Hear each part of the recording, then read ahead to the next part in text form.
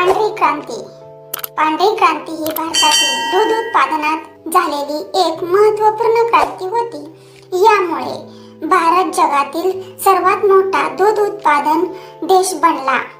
या क्रांतीने ग्रामीण भागात भारतात आर्थिक समृद्धी निर्माण केली आणि शेतकऱ्यांना स्वावलंबी बनवलं. पांढऱ्या क्रांतीचे जनक डॉक्टर वर्गीस कुरियन यांना पांढऱ्या क्रांतीचे जनक म्हणून ओळखले जाते. त्याची सुरुवात 1970 साली भारत सरकारने ऑपरेशन फ्लड या योजनेद्वारे पांढऱ्या क्रांतीची सुरुवात केली. राष्ट्रीय दुग्ध विकास मंडळ याची प्रमुख भूमिका होती. उद्दिष्ट देशातील दूध उत्पादन वाढवणे, शेतीवर अवलंबून ग्रामीण कुटुंबियांना दूध व्यवसायात गुंतवणे, दूध वितरणाची साखळी विकसित करणे, दूध उत्पादकांना योग्य दर मिळवून देणे. महत्त्व: भारत दूध उत्पादनात स्वयंपूर्ण बनला.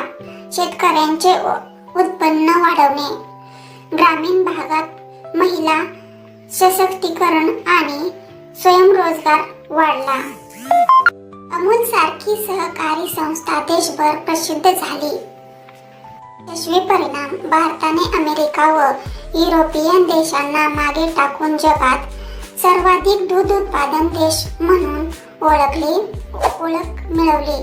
दूध, तूप, दही, चीज यांचे उत्पादन व निर्यात दोन्ही वाढले.